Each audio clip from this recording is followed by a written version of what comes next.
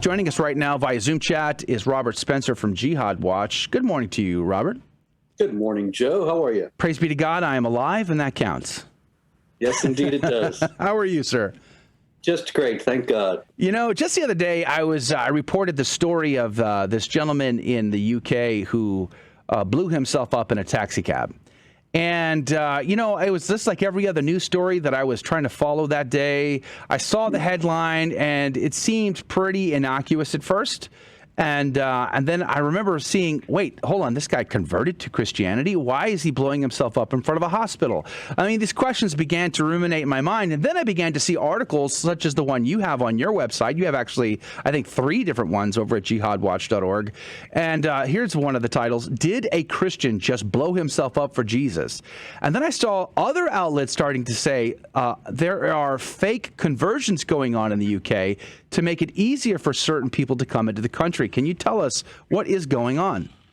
Yeah, you're absolutely right, Joe. In the first place, a lot is being made of the suicide bomber's conversion to Christianity by Islamic apologists who want to claim that all religions are equally capable of inspiring their adherents to violence, and this is proof because this fellow converted. However, the Reverend Pete Wilcox at the Liverpool Anglican Cathedral, where the jihad bomber actually did convert to Christianity, says that there was not a single applicant for conversion. That is, not a single person came who was a Muslim, who wanted to become a Christian, who had already become a British citizen. Every one of them was an asylum seeker. And so it's very clear that they were using the conversion to Christianity to try to strengthen their case, because conversion away from Islam, leaving Islam for any other religion or even atheism, is a capital offense in Islamic law. And so they could argue, if they converted to Christianity, that they couldn't possibly be sent home and have their asylum application rejected, because then they would be killed. Wow. Is there any sense of how many people are in this category? It's very hard to tell, because some of them may be sincere converts, but we're likely talking about thousands of people. This is something that the Liverpool Anglican Cathedral itself has said, that they have had all kinds of people come in who want to convert from Islam to Christianity. And nobody ever seems to have noticed until now that every last one of them was an asylum seeker. If they were genuine converts, you would think that you would have some who had already attained their citizenship in that group. It's kind of a crazy story. It reminds us of the Reconquista of Spain. This was a problem they were facing, and part of the reason why they had the court set up there to help them figure out who was friend and who was foe. Now, what is I'm not an Anglican, so I never looked into it. What is the process to become a Christian through the Anglican community there? Do they have like an RCIA program? I saw one report say he had gone through the Alpha program. We all know how great that is. So do they have like an RCA vetting process that they would go through?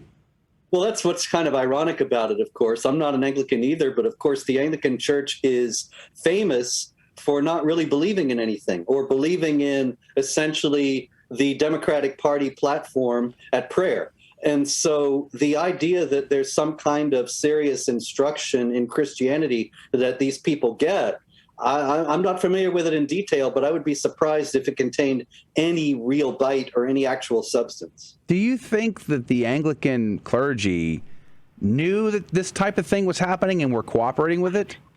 Yeah, I think that that's very likely.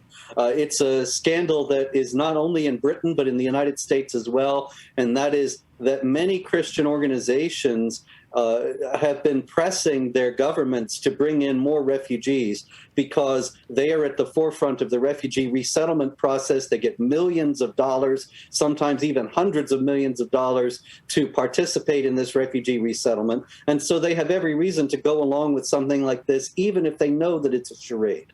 That's a pretty big scandal, I'd say. I mean, this guy was going to go blow up the cathedral where he supposedly became Christian, and if it wasn't for a traffic jam, that would have happened. And what about this taxi cab driver? I think he's pretty heroic. Yeah, that's extraordinary. He is the one who prevented this from being a mass casualty event. He locked the doors of the cab so that the killer could only blow himself up inside the cab. Miraculously, The driver himself survived. The footage shows him running out of the cab right after he blew up.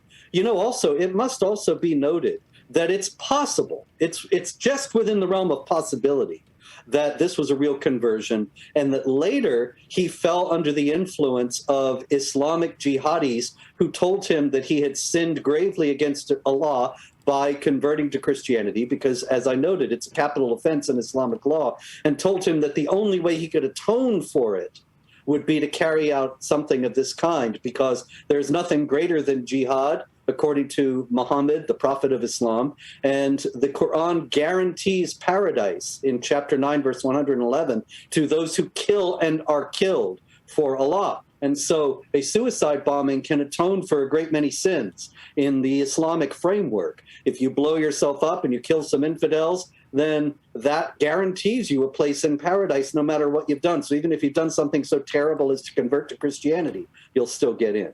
Well, that further complicates things, doesn't it? Because how do you sort out friend from foe? The goal is conversion. I'm putting the Anglican issue aside for a second. The goal of our church is to convert the whole world. That's the commandment of our Lord and Savior, Jesus Christ. And so you want to do that. You want to believe their sincerity. Do we need another Inquisition? Well, that's a tough question, because, of course, we got a minute to break. It's such a loaded issue. I wouldn't say that, but I would say that we have to be aware of the fact that another statement attributed to Muhammad, the prophet of Islam, is war is deceit, and we have to understand that the deceit that we can face from Muslims claiming that they want to convert can be quite skillful and sophisticated to an extent that Westerners are not generally prepared to deal with. Hold that thought. Spencer's our guest. Jihadwatch.org is his website, and he's got a series of articles over there related to our topic today about this guy who blew himself up in a taxi cab. His intent was to go to the cathedral where he converted to Christianity, but due to traffic jam, he got stuck in front of a hospital. And due to the heroic, quick thinking of the taxi cab driver, David Perry, he was locked in the cab and was able to limit the damage from this person. And Robert, welcome back to the show. Before the break, you mentioned how the Quran teaches that war is deceit. Can you speak to that again? Because I find like this is a troubling issue in modern society, especially in a society that has divested itself of its religious beliefs, Christian religious beliefs. In the UK in particular, I'm thinking about. How is it possible they could deal with these issues? And they have a growing number of Muslim immigrants in their country. How are they going to deal with this? And what does the Quran actually say that they're capable of? Well, I should note in the first place, it's not actually the Quran. It's a hadith of Muhammad. Oh, thanks for clarifying. Muhammad's words and deeds, which says exactly that: war is deceit. In another hadith, he clarifies it to say that lying is never permitted except in cases of wartime and in matters between a husband and a wife. Now, the question of wartime is something that a lot of people in the West misunderstand nowadays, because they say, well, the immigrants, they're not at war with the West. But actually, the immigrants themselves may consider that they are, because chapter 4, verse 100 of the Quran promises great rewards from Allah for those who emigrate for the sake of Allah, which doesn't just mean to move to a new place, but to move to a new place and to bring Islam to it. That promises great rewards. Now, the idea that this could be happening on a large scale in Britain is something that British authorities are resolutely determined to ignore or deny, just like authorities actually all over the West. They never have looked into Islamic theology and Islamic teachings in order to try to understand the mindset of many of the people who are coming. And that's foolish in the extreme, because while obviously not all of them are serious Muslims who are acting in accord with the teachings of Islam, it cannot be discounted or assumed that none of them are. Mm-hmm. So what can England do? What are they capable of? Are they willing to do anything? And if so, what could they do to help stem the tide of these types of terrorist activity? Well, what England would have to do is go into the mosques and monitor what's being taught there. They don't want to do that, of course. They would have to conduct surveillance in Islamic communities to an extent that they don't want to do. They want to pretend that Islam is perfectly compatible, that is Islamic law, which is a political and social system and not just a religious code. They want to pretend that it's completely compatible with Western values, since that is manifestly not the case. It denies the freedom of speech, denies equality of rights of women, criminalizes leaving the religion, and many, many other things that contradict our own systems of laws in the West. But because they want to pretend that there's no problem, they can't address it properly. Actually, the problem would go a long way toward being solved if they simply enforced their own laws consistently among all the people there in Britain. What I mean by that is this: there are Sharia courts all over Britain now. And if a woman is beaten by her husband, she goes to the Sharia court, and the Sharia court says, well, the Quran allows this, so you just have to go home and try to please him more ardently. Wow. Whereas in the criminal courts, obviously, this would be a prosecutable offense. But there are now essentially two systems of law in Britain. And that's what causes a lot of the problem. If they closed the Sharia courts and enforced the same law for all people, a lot of this would go away. Wait, so are they? So I'm kind of figuring out, because we mentioned earlier about perhaps they converted and they've been told that you got to do this in order to come back, or you're going to we're going to kill you, essentially. Is kind of the idea behind it. Is it possible that they were pretending to be Christians when they're not really Christians to begin with? Like, they never believed to begin with, and they were just, rejecting, trying to deceive in order to blow up a church? Yes, that's very possible. What's more likely, though, in most of the cases, is that they were, just as you're describing, deceiving and not really converting sincerely, but only in order to gain asylum. Because they could argue that because apostasy is a capital offense in Islamic law, I could be killed if I go home, so you have to allow me to stay here. And that seems to be what most of them do. Actually, some of them also say that they're gay for the same reason. And then they become heterosexual again after they gain asylum. It's the same thing. This fellow in particular actually was seen, it just came out this morning, at the mosque. He went to the mosque and was in the mosque, it said, all day, every day, all during Ramadan, and then also in the run-up to this attack. And so it's very clear that he either never left Islam at all and was deceiving in order to gain asylum, or that he reverted back to Islam, whether freely or under pressure from people who were saying, we're going to kill you if you don't. This is interesting to me because, in the Christian tradition, especially in the Thomistic tradition, it's very clear that we can never sin. Like, there's never a situation where you can sin. Now, obviously, there are some theologians who would disagree with that and may try to make nuances there. But under the Thomistic position, even like jocose lies and things like that, compliments that are lying, is wrong. So how does the Islamic faith able to say lying is wrong? Well, except whenever it benefits us. Well, actually, that is the key right there. You put your finger on the key to the moral code of Islam. And that is, whatever is good for Islam and advances Islam is morally good.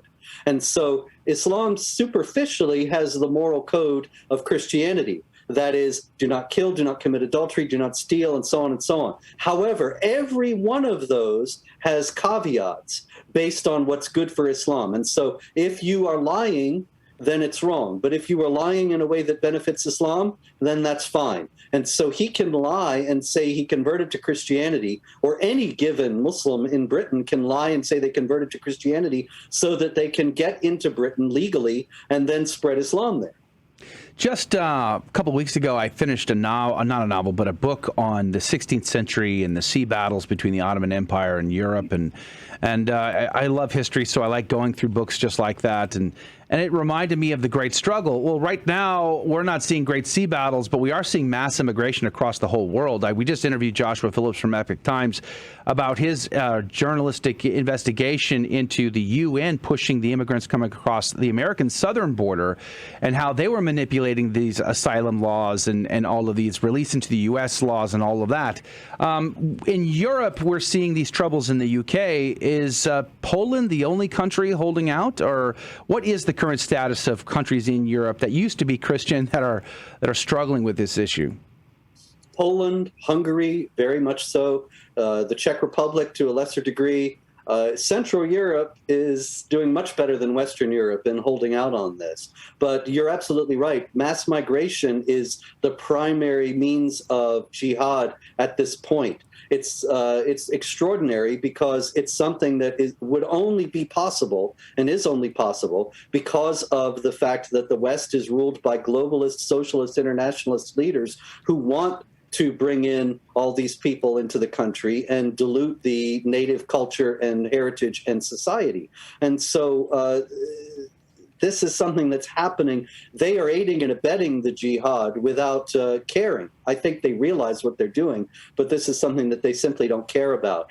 It's, you mentioned history, and I wrote a book a few years back called The History of Jihad, which is a 1-volume sweeping history of the whole 1400 years of the struggle. And I called the last chapter, The West Loses the Will to Live, because after all centuries of resistance in Europe, now suddenly the European countries are opening the gates and bringing in large numbers of people, among whom there are many who believe they are coming there in order to Islamize the country. You know, going back to the 16th century, France didn't want to cooperate in the Holy League because of their cooperation with the Ottoman Empire, having trade deals. And it seems to me like Europe has lost its memory of its own history. Tens of thousands of people were abducted from the coastlines of France and Spain and Italy and put into galley slave trades and slave trade markets back in Turkey. And they have forgotten the bloodshed and the mass casualties that happened during that 1 century alone. Do you see a time where some of these countries might wake up and remember and take an action? Is it possible for a sort of a reconquista of sorts in some of these places? Well, you're right. The historical amnesia is extraordinary. There are people who are awake all over the continent, and yet they are being stigmatized and demonized and silenced as Islamophobes. As a matter of fact, there is a very popular gentleman in France, Eric Zemmour, who is going on trial right now for hate speech because he has warned about the history in regard to Europe and Islam and the dangers of mass Muslim migration into France. And yet everything he's saying is true and accurate, and it's historically sound, but the French authorities don't want to hear that right now. Wow. Wow, I am sorry to hear that, actually. There's at least 3 articles, I would say, for sure, that are on this very topic. Do you have? I think you might. I don't know if you have any more, but I'm looking at least 3 articles over on jihadwatch.org related to this topic. But I also saw this being addressed in other outlets as well. But check it out, jihadwatch.org. Robert Spencer, we're very grateful to you for your time today. Thank you for being on with us again. Thank you. Always a pleasure. All right. Praise be to God. That's jihadwatch.org. And that's going to do it for hour number 1.